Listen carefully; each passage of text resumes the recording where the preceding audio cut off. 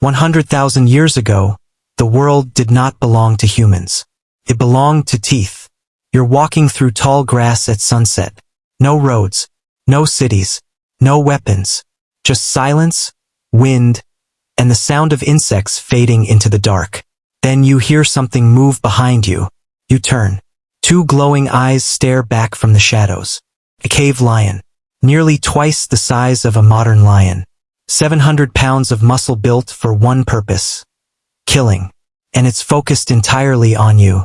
You have no claws, no fangs, no armor. Your skin tears easily. Your nails are useless. You can't run faster than it. You can't overpower it. You can't even see well in the dark. By every rule of nature, you should already be dead. So why aren't you? Why did humans survive when everything around them was stronger, faster, and deadlier? Because for most of human history, we weren't the hunters. We were the prey. In 1924, scientist Raymond Dart discovered the skull of an ancient child in South Africa. The eye sockets had two puncture marks perfectly shaped like leopard fangs. This wasn't a burial. This was evidence of a hunt. That child had been eaten. For millions of years, early humans lived at the bottom of the food chain, and the predators hunting them were nightmares. Saber-toothed cats waited silently in tall grass before exploding forward with 11-inch fangs designed to pierce throats. Short-faced bears stood 12 feet tall and could outrun horses. Cave hyenas crushed bones with jaws powerful enough to snap a human skull instantly. Dire wolves hunted in massive packs. Cave lions stalked humans at night when darkness blinded us. Everywhere early humans walked, something was already watching them. And humans were weak. A chimpanzee is nearly 3 times stronger than a grown man. Chimps can climb trees in seconds and still get killed by leopards regularly. Humans couldn't climb well, couldn't fight well, couldn't smell danger, couldn't hear danger. Human babies couldn't even walk for their first year of life. From an evolutionary perspective, humans looked like an extinction waiting to happen. But evolution made one mistake. It gave humans brains. And that changed everything. The first revolution was fire. Nearly 1 million years ago, early humans learned how to control it. Fire created something nature had never seen before: a safe zone. Predators feared flames.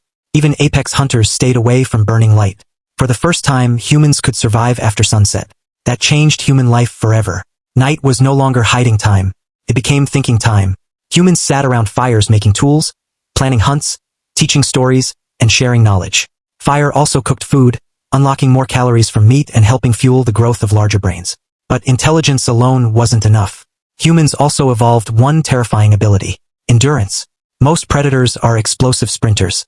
They attack fast, but they overheat quickly. Humans are different. We sweat. We cool ourselves while moving. That means humans can keep running long after other animals collapse from exhaustion. Ancient hunters used something called persistence hunting. They didn't chase prey at full speed. They followed it. Hour after hour. The animal would sprint away, stop to recover, then run again. But humans kept coming. Eventually, the prey collapsed from heat exhaustion, and humans walked up and killed it. No claws, no fangs, just patience. Then came pattern recognition. Humans became experts at reading the world. Broken branches, fresh footprints, disturbed grass, mud patterns. Every clue meant survival. Humans learned where predators hunted, when they slept, and how they moved. Knowledge passed from one generation to the next, growing stronger every century. But the greatest human weapon wasn't fire, or endurance, or intelligence. It was cooperation. Archaeologists discovered ancient human skeletons belonging to people who were blind, crippled, or toothless. Individuals who could never survive alone in the wild. Yet they lived for years. That means someone cared for them, fed them, protected them. No other predator on Earth does this. A wounded lion dies. A wounded human gets help. Humans survived because they became more than individuals. They became tribes, groups with roles: hunters, trackers, toolmakers, protectors. And once humans learned to communicate complex ideas through language, everything changed. They could plan ambushes, coordinate attacks, trap animals, throw spears from a distance.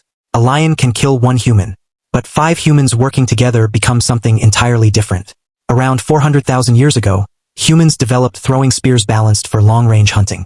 For the first time in history, predators could be killed before they even reached their target. That was the turning point. Humans stopped hiding and started hunting back. Then came the expansion. Humans spread out of Africa into Europe, Asia, Australia, and eventually the Americas. And everywhere humans arrived, giant predators began disappearing. Saber-toothed cats vanished.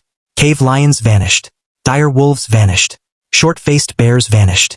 For millions of years, nature had shaped perfect hunters. But it had never faced a species that could adapt faster than evolution itself. That species was us. Humans weren't the strongest animals on Earth. We were the animals that learned fastest.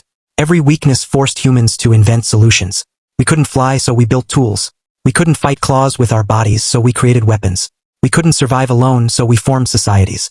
And over thousands of generations, those small advantages stacked together until humans became the most dangerous species the planet had ever seen. For millions of years, our ancestors lived in fear, hiding from shadows, listening for footsteps in the dark, losing family members to predators they couldn't stop. But unlike every other creature on Earth, humans could learn from the past and teach the future. And in the end, that was enough.